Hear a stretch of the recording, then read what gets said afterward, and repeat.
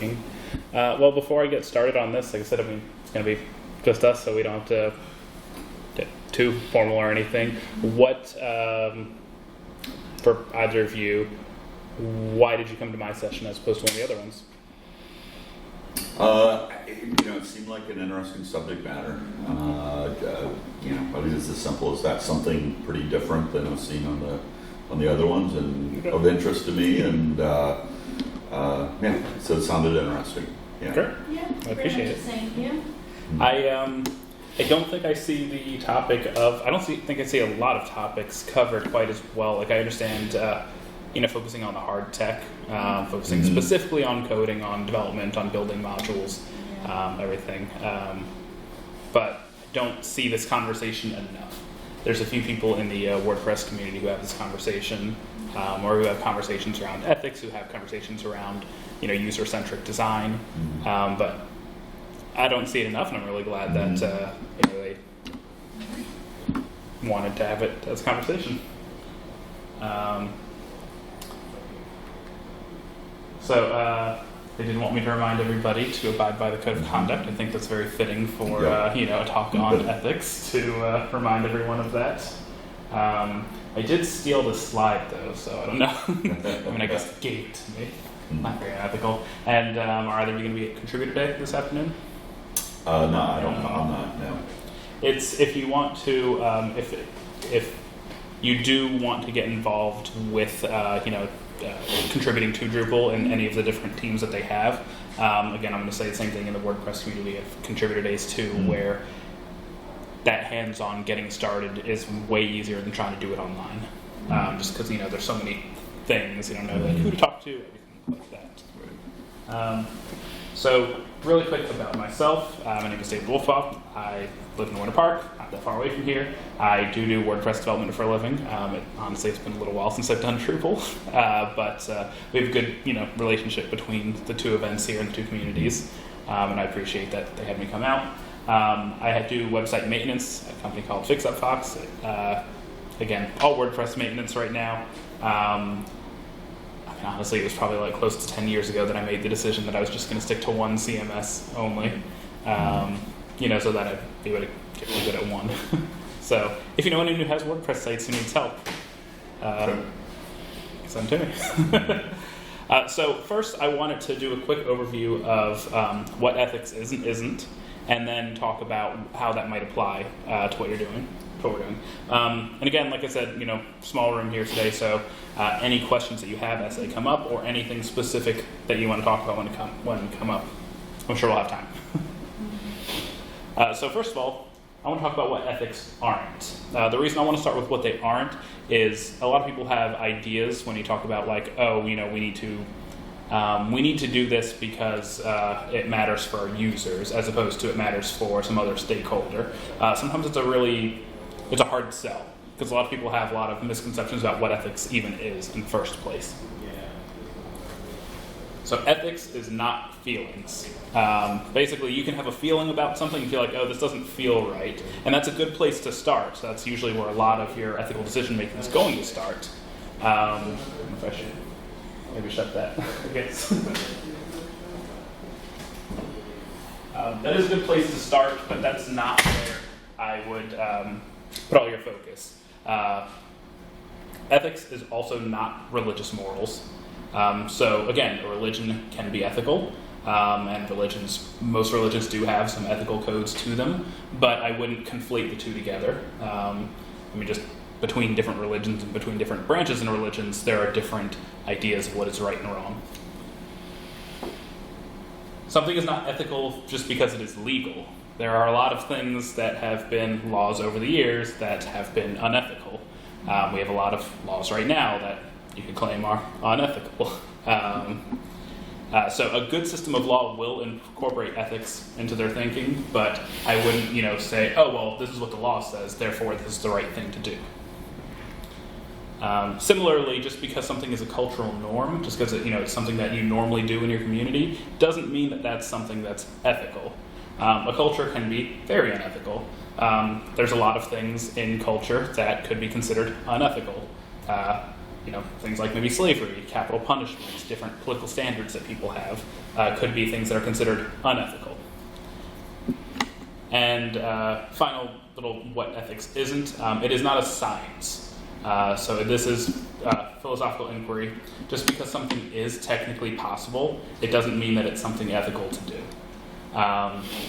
And I use this from Jurassic Park here to make that point that a lot of people will go, oh, well, this is something we can do, therefore it's right for us to do it, therefore we should be able to do it, which is something that I run into sometimes when it comes to building websites, working on apps, or working with development teams. So I want to talk about some ethical standards next. I'm just going to cover 5 general frameworks. There are myriad different ethical frameworks out there, but these are 5 of the more popular ones, and I do want to make a point out of them after I present them all. So a popular ethical framework, something for the greater good, also known as utilitarianism. The idea of utilitarianism is that you're providing the most good for the most people, the least harm for the most people, or trying to find an optimum balance between the two. There is also a rights-based framework that's generally called libertarianism. All of these are separate, I'll clarify, from the political names of those things. It's besides political groups. But the idea of libertarianism itself is to respect the rights of others. Human dignity is based on freedom. So that's the idea of libertarianism. Therefore, you should be able to respect the rights of others, which also implies that you respect their rights. There's also the doctrine of justice, or fairness. So the idea of this ethical framework is to treat others equally, or treat them fairly based on some standard. So maybe that doesn't mean treating people the same, but finding some equity between them. Another common framework is the common good. Basically, the idea behind this one is that communal life is good. Communal life should be upheld. As opposed to the tragedy of the commons, of people, ruining everything in public. The idea of common good is to bolster the public. That usually means things like welfare, and ensuring that everybody is doing as best they can. And then the final framework that I want to mention is a virtues-based framework, also known as your values. So normally this is something like internal questioning. What kind of person will I become if I choose to do this? Is the thing that I'm doing here consistent with acting in my best behavior? So I would apply that, say, if you're building a feature on a website and you think, oh, this doesn't really fit the needs of our users, or this could be actively working against them, you would think, is this something that I feel right about, basically? So with just those 5 that I presented, you could probably think between them and think that there's probably some things here that fit in this framework that would be considered ethical that might not be ethical, say, under this framework. There's probably some things under the framework of utilitarianism that might not be considered ethical under a fairness doctrine. The point is that there's no one thing that is ethics. Ethics is a branch of thought, but people can be working in an ethical way and come to differing conclusions, even ones that are completely contradictory. That's not to say that it's not worth doing that, but it's worth realizing that you could be acting in someone's best interest that does not help someone else. So I'm going to give some general examples here that aren't specific to websites, but they're all tech examples of how some of these might apply. So you're all familiar with self-driving cars. The idea here is that this is a model of what a self-driving car might decide to do in the situation where it's going to get into an unavoidable accident. This goes back to utilitarianism a bit, because have you heard of the trolley problem before? It's a common utilitarian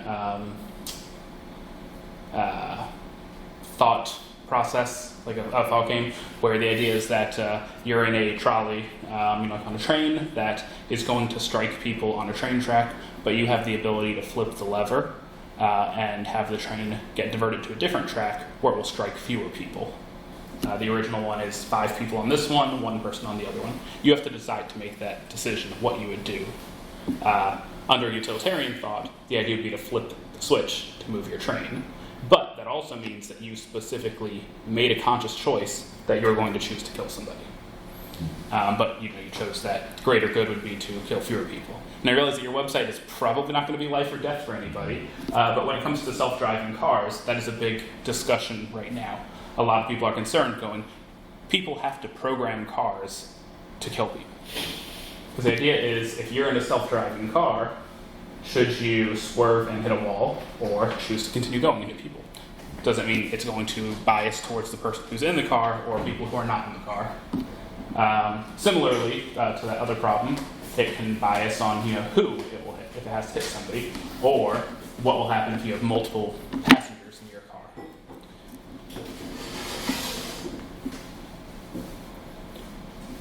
Is anyone familiar with the social credit system that is currently active in China?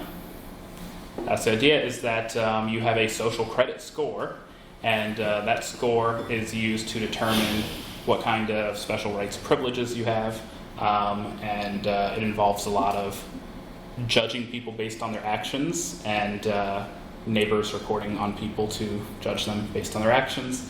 Also, I didn't watch, if any of you watch Black Mirror, there's like a whole episode about this, which is pretty dark and dystopian. The idea of a system like this is this would fail under a libertarian system because this limits people's freedom a great amount. So consider the fact that you can be doing something that works for somebody's benefit, but it limits the benefit of the people who are using your website or service.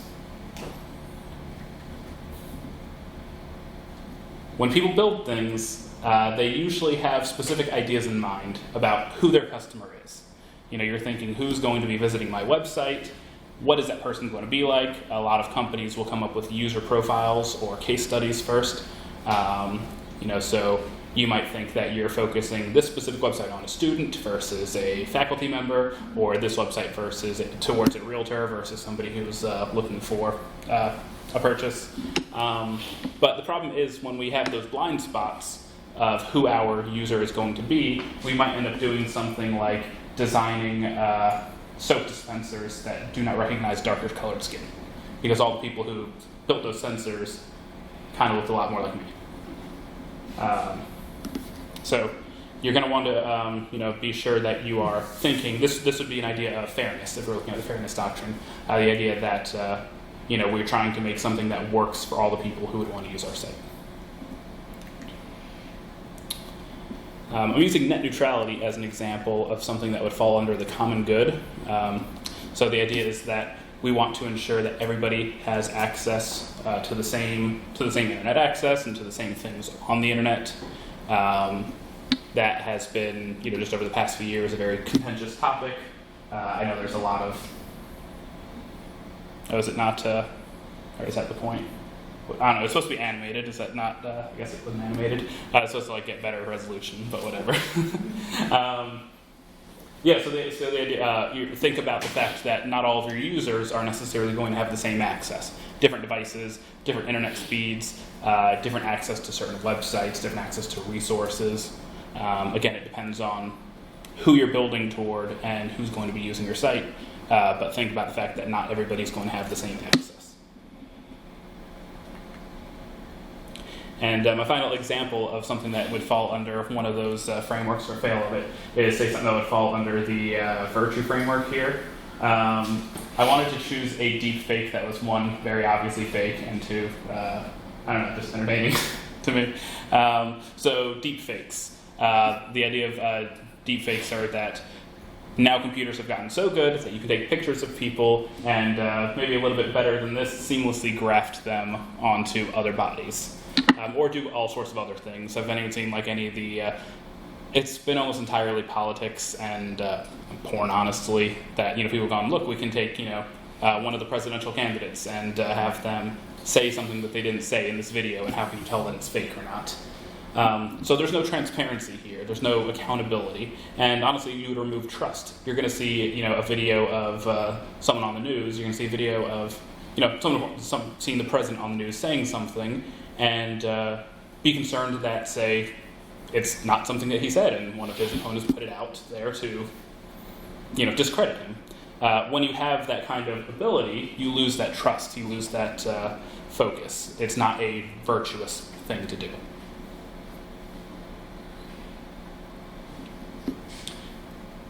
So when you're building your site, one of the important things that I would focus on is user expectation. This is, if there are stakeholders that you need to talk to at a company, assuming that you're involved in that building process, this is something that should be sold to them, or that could be sold to them as beneficial for the company. You want to ensure that the user can do what they came on the website to do. That's going to be, it's going to drive more business. It's going to do whatever. I'm thinking like, right now that, the two things you're working on, because there's more education. So what kind of things would people be doing when they, visit one of your sites? Since enrolling in a course, dropping out of a course, seeing their grades, everything. So you have to be. So I'd want to ensure that the ability to find those things is easy. If I'm looking for course enrollment and it's the start of the term versus finding my grades near the end of the term, that they're easier to find based on when it's more important. But I also want to just not assume that all users want to do the same thing when they get there. And I don't know for the real estate, the Association of Realtors. We do have courses, also real estate related courses they might be enrolling. We have information around what bills are going on in the legislature that are pro-realtor. We have synopsis on that. Our services that we provide, things of that nature. So Perfect. Yeah, I didn't even think of that example. So that'd be a good thing if I'm part of the association. That would be important to me. Mm-hmm. So I'd want to ensure that I can get that information in a way that makes sense to me. Mm-hmm. Now, you, as an organization, you surely have some, and I don't mean to single you out specifically, but you surely have some specific viewpoints. As an organization, there's probably some legislation that comes up, and there's an idea that this would be the way that we lean towards. So you have to make that decision on how you're going to present that information, how it best suits the needs of the stakeholders, both the people who want to know what is going on, and the people who are part of the organization saying, this is why we think this is the right way to go. Right. So on the Mozilla website, people who create the Firefox browser and all sorts of other things, they have a manifesto as a pledge for a healthy internet. And one of the first things that pledge says is, we are committed to an internet that includes all the peoples of the earth. You can read the rest, so I'm not just reading the whole thing to you. But the idea that the Mozilla Foundation has throughout all of the products they produce is they want to ensure that as many people as possible can use their services to access a free and open internet. I think that's personally, I think that's a good place to start building toward. You should be able to try to give people equal access regardless of the circumstance of the people using your sites. That doesn't mean to say, sorry, again, I'm just going to point out these since you're here as examples, that there's probably some fees and dues to join the association. So it's not like I'm saying, hey, take everything that you would give to everybody and give it to everybody for free. But I am saying that, I guess in your case, I would say something like, if it's something that maybe is more public good important, that it's not behind a paywall, say. Ensuring that, especially that could be good for the organization, assuming you're looking to get new members, you could say, here's the kind of things that we produce, this is why you should become a member. So it can still be good for the organization and good for the visitors. Has anyone ever been to a restaurant website? And what's the one thing that you want to do? Or maybe two things. Are they open? And what is the menu? Right. And you go to a website and you can't find either of those things. It doesn't serve them very well. They're not going to get your business if you can find somewhere else that you can guarantee when you go to it will be open. And also, it doesn't do much for them to even have that there in the first place. But backwards. All right. Now, I also want to, I went researching through the Drupal forum archives, looking for some interesting old Drupal topics, because I know a lot of the problems, complaints, ethical dilemmas that exist in the WordPress world. But I found something interesting about trusting in software in the Drupal world. So users should be able to trust the software, and by users I mean all of us. You should be able to trust that your laptop and that your tablet are working in your best interest. I think the same thing when it comes to the websites we build. You as stakeholders have something important that you want out of that business, but you also want to ensure that you're not doing things unnecessarily evil towards your visitors. In my case, that means I try to limit tracking on websites. I try to ensure that there's regular login, and you don't need a social login. There are some websites that I cannot log into because they only have social login for them. You can't create your own account. You have to log in through Facebook or Google or something. So this one was interesting to me. I found a couple of interesting ones, but one of the other presentations that I do a lot is about the indie web, and it involves semantics, semantic web, schema, microdata, all that. So this is about a decade ago. Somebody was having a discussion on Drupal 7 and the inclusion of RDF. So this is a microdata that makes the website a little bit easier to parse information from. Pretty much every website has something like this now, but it was a lot newer a decade ago. There's a long thread of conversations here under this where people are asking, is it ethical to include a module in your site that allows it to be easily scraped by searchers, by web crawlers, by robots, by other people who might want to make use of your data?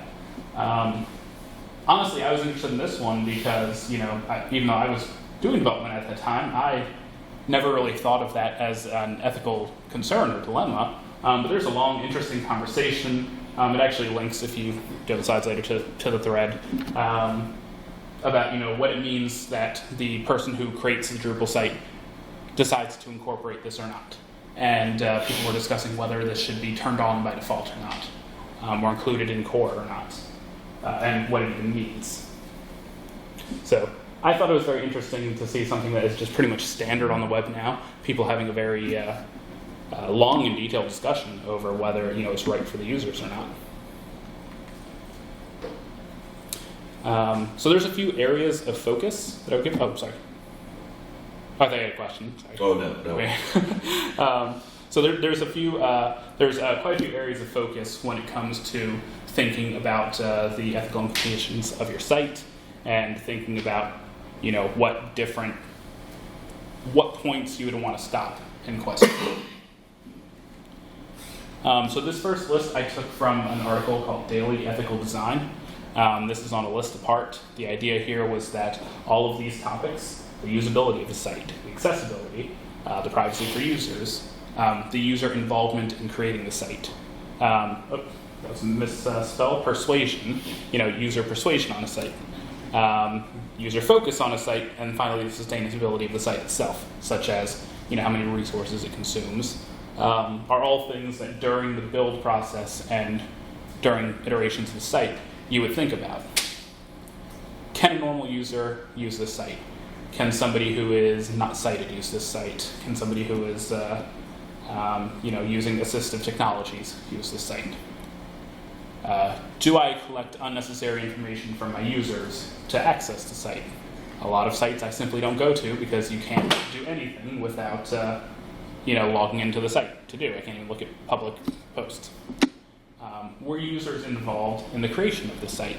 Again, this is the kind of thing that I think is important. It's useful for your end users to say, we're going to have people test our service before we launch it to everybody so we can see what kind of expectations users have and where we might be failing them. It's good for the users to be able to do this, but it also is good for your business to say, well, look, we're releasing something out where people can find things. There is a website called 5secondtests.com. If anyone has seen this before, you can take a link to your site. What it ends up doing is, for the free version of it, it's a paid service, but there's a free version of it that takes like a screenshot of your site, and then you write down a question that you want answered. And a user looks at the site for 5 seconds, and then it takes it away from them. And then it shows them whatever question that you had. The question that you'd have is, say, like, where is enrollment information? Where is whereas become a member for the association, whatever question you have. They have 5 seconds to look at the site, then they get the question at the end, and you get to see all the responses people gave to, like, where am I able to do that? If you do that for your site, it might be humbling to see how hard it is sometimes for people to find things. And I mean, most people are not going to, if they don't have to, spend a long time looking before they get bored and move elsewhere. As far as persuasion goes, the idea here is, what are you pushing people to do on the site? So there's been a lot of discussion around social media and how social media can, persuade us to do things we might not otherwise do, or dig us down deep rabbit holes that go, start leading people into different beliefs, different ideas that they might not normally have. I personally spend way too much time on YouTube because it's always recommending new videos to me, and it's been shown that if you go down certain paths, it's just going to recommend more and more extreme content because that's what gets people to keep watching. So try not to do that when you're building your tools. The other ones are a little bit out of general. I would say, like, for instance, sustainability, I would focus more on in the build part of my site. Do I need to include very large images that take longer for someone to download, which means I'm using up more of their data, more energy on their devices, which is usually small amounts, but it adds up quite a bit, especially on very large sites. How are you hosting your site? Are you hosting it in a place that is sustainable, that a lot of hosts do things like buy carbon credits to offset some of the energy that all their server farms use. A few more things that I would think about when thinking about the ethical ramifications of my site are security. Am I going to keep my user content secure? Am I going to ensure that, or do my best at least, to ensure that hackers don't come and take all of my user data, which is both bad for your company and bad for your users. And if you've looked at any of the major breaches that have happened recently, some of those are completely boneheaded in the way that user passwords and content and everything else was mismanaged. So try not to store passwords in plain text. That way, if somebody does breach your database, they're not getting all the passwords for all your users. Think about censorship. Think about the fact that not everybody is going to have access to the same content, and make your decision on how you're going to present yourself. Usually that's not something that happens to smaller sites. I'm thinking about, like, say, Google, where they have to decide whether they're going to, they had, a decade ago they stopped doing search in China because they weren't willing to comply with what China laws wanted. And then they had, a few years ago, a project where they were going to try to introduce a censored version of their search engine, and a lot of their employees kind of revolted against that idea because they didn't want to build that kind of product. I usually think of information overload. I will have important pieces of information. I want to share those pieces of information. I need to strip out everything else that's unimportant, or put it somewhere else where people can access it if they want to. Again, this comes back to ensuring you're doing what your users want. You're going to, which could help your business very much. You probably have calls to actions on your websites that are like, this is the thing that I want you to do. Whatever other things you can strip out there that still lets people, still makes them want to use that call to action is valuable to those users. Again, it depends on your specific situations. Not everybody's going to have the same access to technology.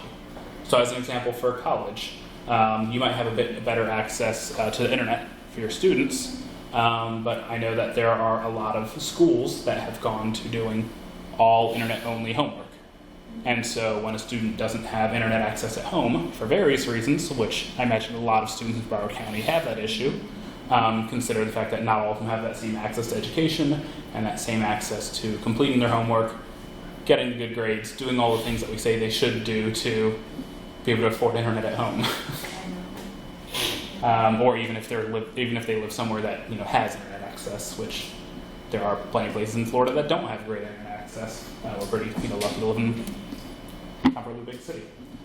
The last two I would also say would be very important for education. What intellectual property are you using and who has access to that? I know that as any individual at the colleges, you probably don't have a lot of sway over what research libraries that you subscribe to. but it also means that, again, some people are going to have access to other information that others don't have. Just something to consider. What can we do to more, widely broaden our access?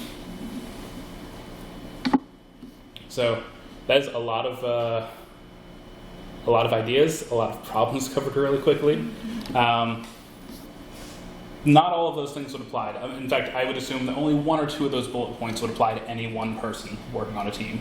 So what can you do as an individual who is working on a team, building some sort of product or service? I would first suggest that you try to recognize the issues that you're having. So figure out, is this something that is about, is this something that you have legal compliance that you have to worry about?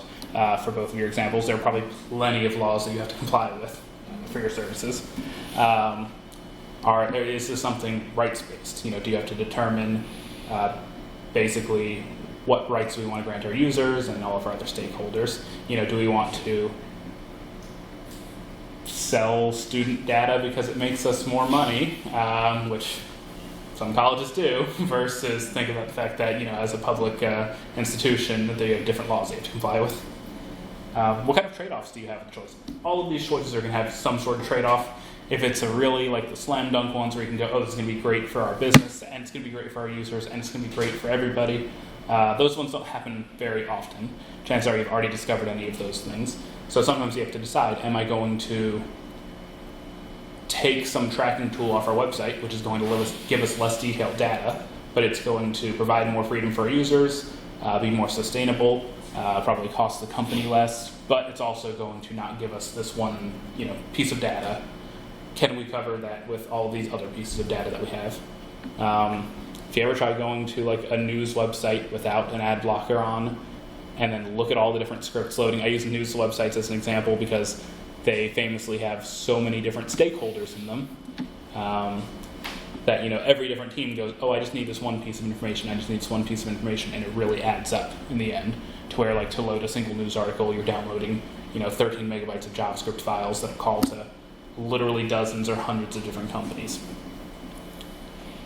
Can you identify who all of your different stakeholders are when you're making a decision on, okay, we're going to add the specific call to action on the page? Identify, who are the people who this affects. It's going to affect the business, it's going to affect your users, it's going to affect any partners that you have in the website. And have you, given some time to think about all the different options that you have, about whether to use this service or use this other service, or not use either service and rely on something else. Again, all these things are good to keep in mind, but these all are team efforts for pretty much every major website. I imagine both of you have large teams that you work with, so you can't just unilaterally say, this is what we're going to do for everything. So when you're making those decisions, I would say try to determine what framework you want to use. As a reminder, they can be completely contradictory. You might want to use, something that will do the most good for the most people in one case, and then, later think about what is best going to serve your community as a whole. I don't think that any one person should be tied to one of these all the time, especially, again, since sometimes they're not going to fit your specific needs. When you're making these decisions, acknowledge that you have to do something. Even choosing not to act is a choice that you're making. So if you are working on something specific for your websites or some specific piece of technology, if you use any apps, anything that, there's so many bits of technology that I touched at college, and that was a while ago, I can't even imagine now how many things there are. Just doing something is itself an ethical decision to be made. So start by acknowledging the fact that whatever choice you make, that is going to have ramifications of some sort. And I want to bring it all the way back to that Jurassic Park quote from earlier. I suggest that everyone be a bit like Jeff Goldblum. Don't make decisions on what you can do, but try to make them about what you should do. What's going to best serve, everybody involved. I keep repeating that over and over again. You have so many different stakeholders because you're not always going to make every decision based on one specific person in mind. They could be different people. And thankfully, since we're a small room, I was able to do that in just enough time. We have about 5 minutes left, but I want to. Is there anything specific that any questions, Dan? Any interesting decisions that have been weighing on your mind? No real questions, but definitely some interesting concepts there that you made me think about. I mean, so as an IT person, the content on the site a lot of times it's outside of my control. They're going to put content up about a law, that's being considered in Tallahassee that's pro-realtor. There could be opinions on, that maybe it's, there could be opposing views on it, right? But don't have a lot of control about that. But when you talk about, ADA website accessibility, allowing, doing a better job as far as, visually impaired people and hearing impaired people, things like that. Not collecting as much data on the people visiting the site, just to do it. I mean, those are just thoughts that cross my mind. I hadn't really considered it from ethical standpoint. As I said, the content on the site itself, I don't, not a big part of that decision making, but some of these other things are interesting things to think about. So, yeah. Yeah. Thank you. Yeah, you should be able to still be involved in some of those conversations. Oh, yeah. As an example for the accessibility. Yeah. You might not be in charge of the content that goes on the site, but knowing, as someone who's working on the technology, you can say, hey, for this audio recording that we have of a of a Tallahassee session, they also provide the transcripts. Let's take those transcripts and provide them alongside these. Or as the technologist who knows, a lot of the people who I don't want to say like, content creators or marketing teams don't know everything, but you better understand the ramifications of, saying here we're going to use this tracking service here and what that means for our users. So I think there's still places to be involved in those conversations. Sure. Of course, it really depends on the, on your company, on the culture, and all of that. Right. But sometimes that's worth bringing up too. If you think that you can't bring it up, it's something worth bringing up. Yep. Also, last time I had this conversation, we talked a lot about social media, probably because I spent a lot of time saying mean things about Facebook. Sorry I was late, but I'm a librarian. I work on a public library website. Jacksonville Public Library. And the library exists in the marketing department. And there is a constant push and pull between the library part of the library and the marketing people wanting to know how our users are using the library and the website. And I'm more along the lines of the marketing side of it now. Like, we freak out the rest of the library. I know that all of these people visited this blog article and then clicked into the library catalog and looked at this book. I don't know if they checked it out, but I mean, it's all fascinating stuff. I was thinking, the American Library Association has always been pushed back against the federal government for wanting access to check out records. Sorry, patron records. It's the whole Patriot Act thing where they couldn't come in the library and see what you had checked out without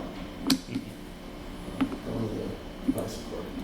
But honestly, just yesterday, I run my own newsletter for my site, and somebody mentioned to me, they're like, oh, I couldn't see this thing because there's a tracker on it, and they have, their browser automatically strips all trackers, and I was like, I don't really like those in emails as well, but honestly, I want to know, is anyone open my email? I only want to know those things in aggregate. Like, I'm sending to a big enough list, I have enough people visiting my website that I just want to know, did more people come this week versus last week?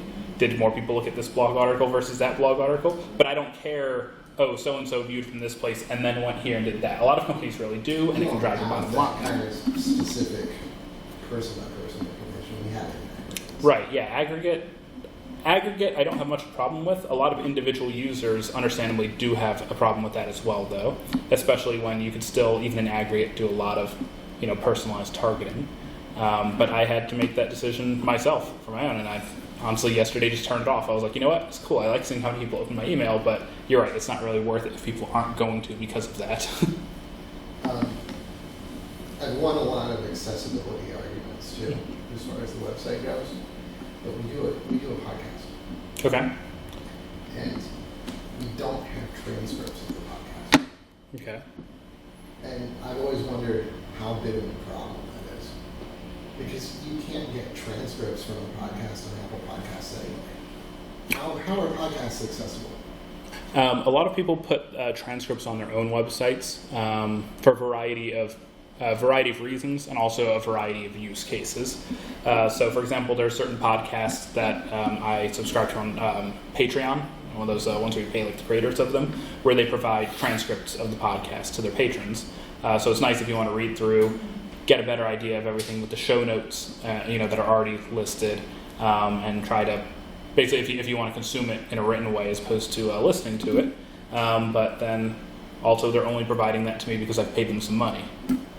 Some websites provide their transcripts directly on their website. True, not in Apple Podcasts, but they'll do it on their own websites, where that means that they also get better search engine results because they have a lot more information that you're not going to get just from the title of an episode in those transcripts. How that affects the podcast really depends on the networks they're running through, how the users are consuming them. I actually have a piece on my own blog about podcasts being decentralized, why I think that's a really good thing, because so much of our social media has become very centralized, but podcasts are one of those stalwart things that has held out for 2 decades now, going, look, you put an audio file up somewhere, and then you tell other people that audio file exists. And then I can access it through Apple Podcast or Stitcher or Spotify or Pocket Cast or whatever, and you can host it wherever you want. So how do you normally win those accessibility arguments? Well, there has been someone going around threatening to sue local governments over all of the PDFs on the website. So we basically had to strip all those off the website. But I've been arguing against that for a couple of years. That is one good driver. Did you go see Helena's talk yesterday, the accessibility talk? I didn't go to that one. I've gone to hers in the past. She still mentions one of the other presenters, if you didn't go to it yesterday, talks about lawsuits around accessibility for websites. And I mean, that is a big driver for getting a lot of businesses, the loss of money or the threat of lawsuits. And, just a simple alt text on the images. I didn't win that until we threw in the SEO argument. That's the way you have to go sometimes. You have to find the stakeholder and find a way to appeal to that specific stakeholder. SEO is a good argument for a lot of websites. And as the technologist, you know how to implement that alt text that they might not know how to implement it.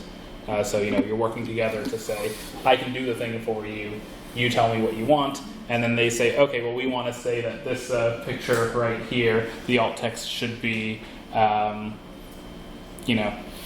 check out books, library bookshelf, bookshelves, all the whatever keyword stuffing. And then as the technologist, you go, okay, that's not really what the alt field is for. Right. Here's what it's actually for, and here's what happens for somebody. But we are at time. I want to make sure you all can get to the next presentations, and the next person can set up in here. So it's not here yet. But I guess until anyone does, do you have any other questions or comments or anything? I end up having this kind of conversation and the accessibility conversation a lot with a lot of clients. And I think you're absolutely right.